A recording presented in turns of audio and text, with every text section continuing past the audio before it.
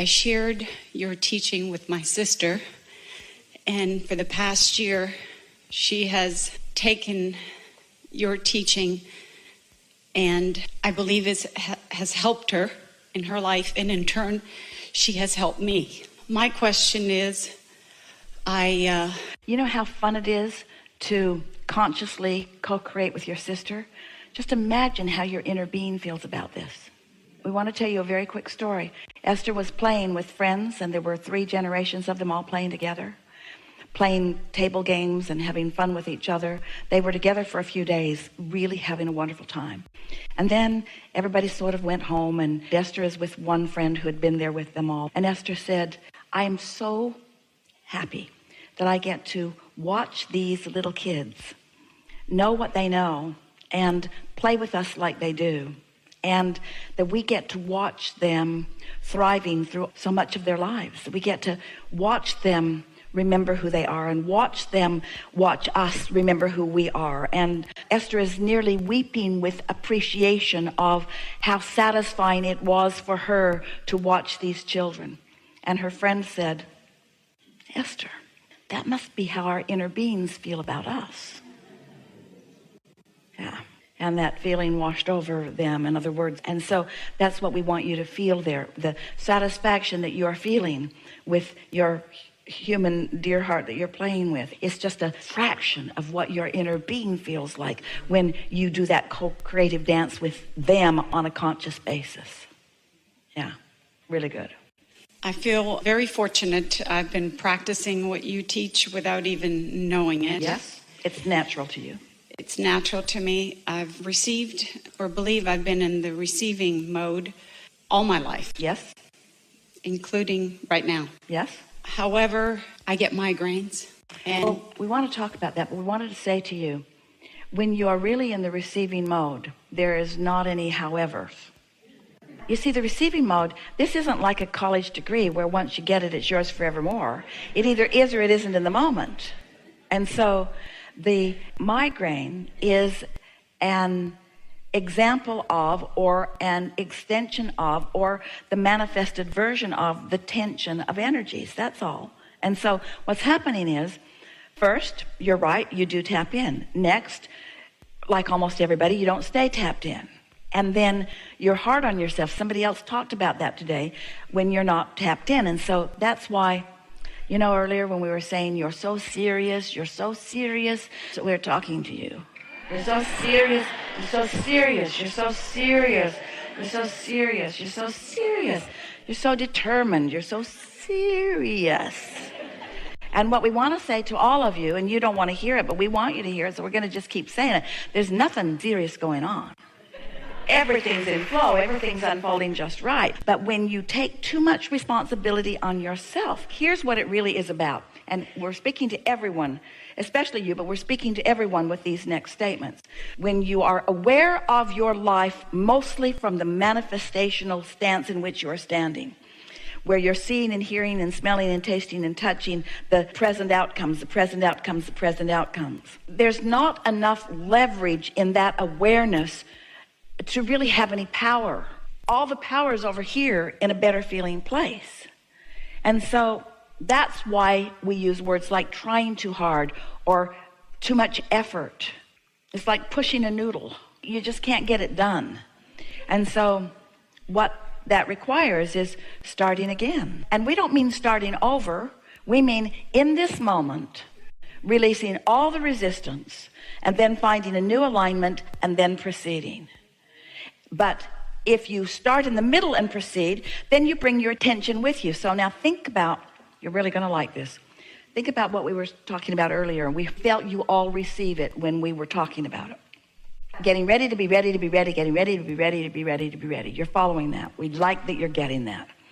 So satisfaction all the way along. Satisfied and more, satisfied and more, satisfied and more, satisfied and more. There's no tension in satisfied.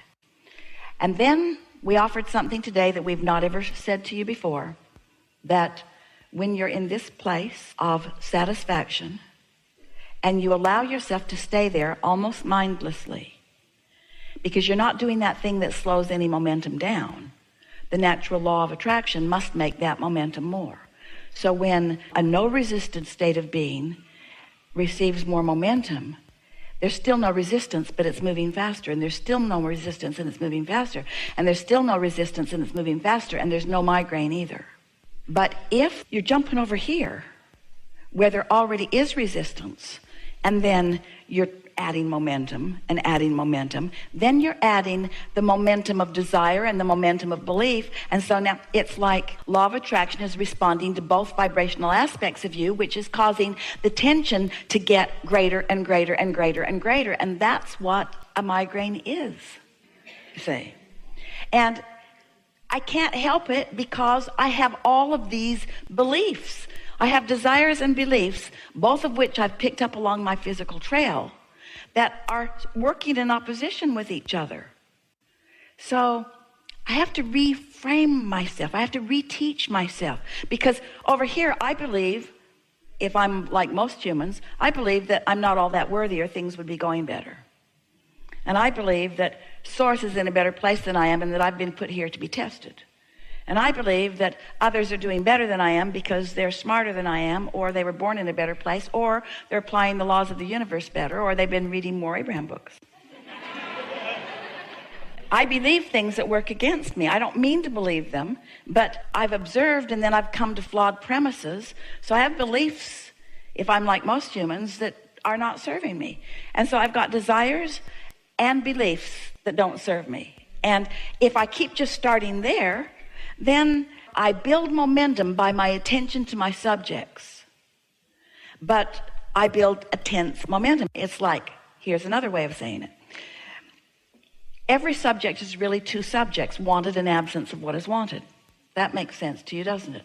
So let's say I'm activating within myself the subject called prosperity. So I, in essence, pick up a stick with prosperity written on it, and what is wanted is on one end, and lack of what is wanted is on the other end. And as I pick up that stick, I already have a pattern of vibration about it.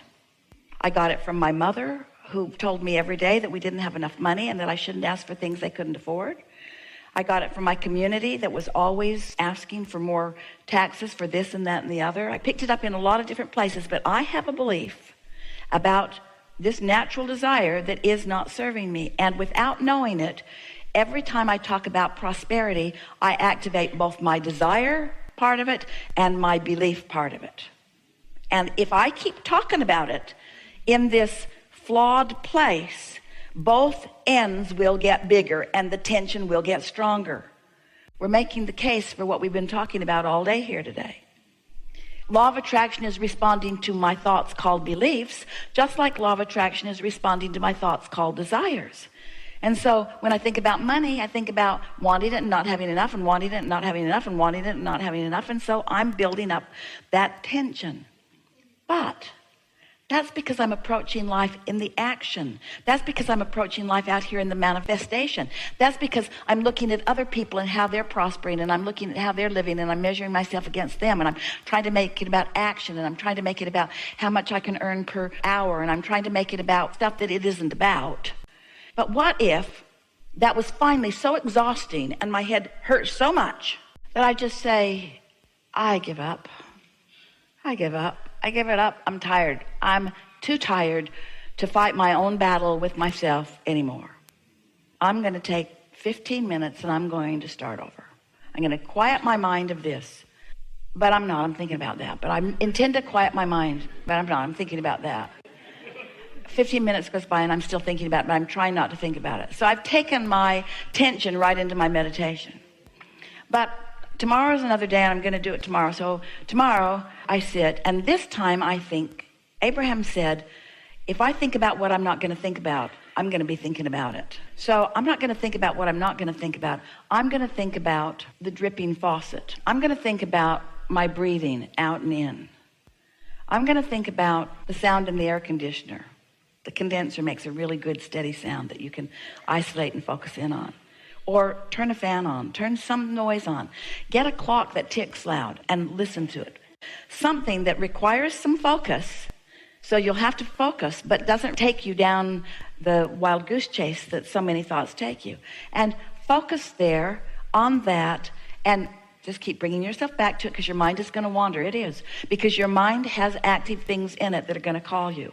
But if every day you sit with the intention of quieting your mind, it will not be many days before you will manage to get into that detached state.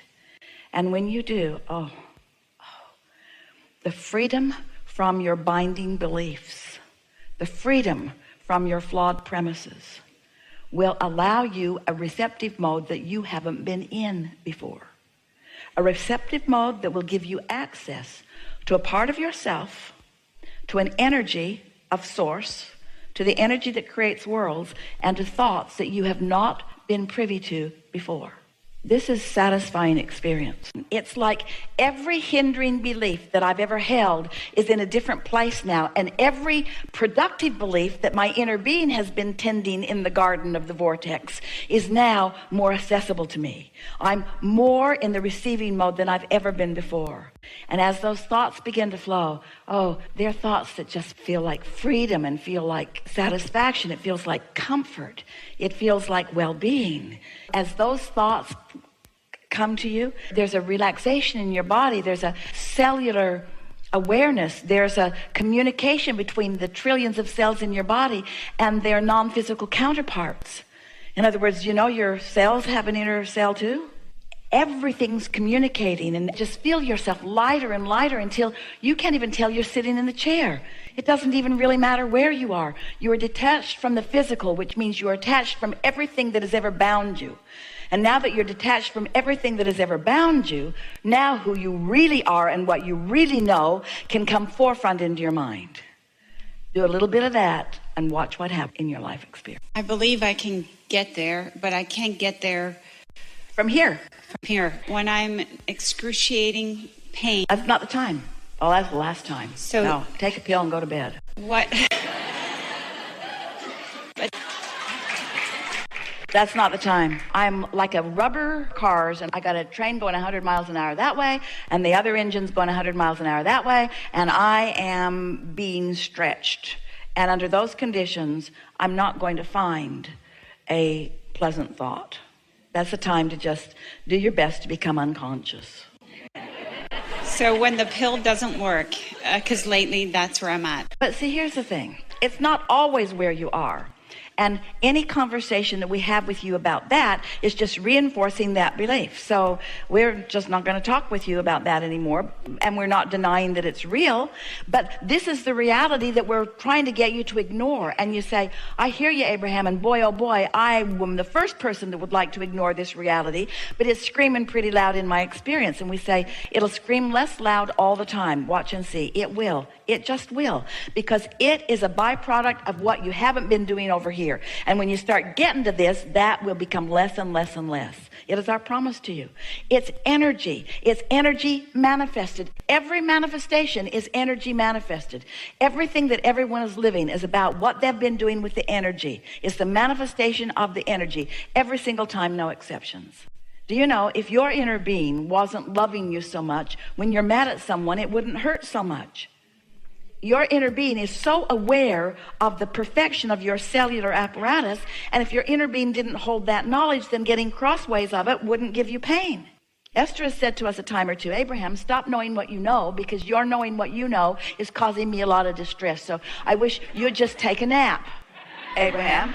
Just take a nap. Just stop pulling. Just stop pulling, because I can't, and I think you can, so just stop it.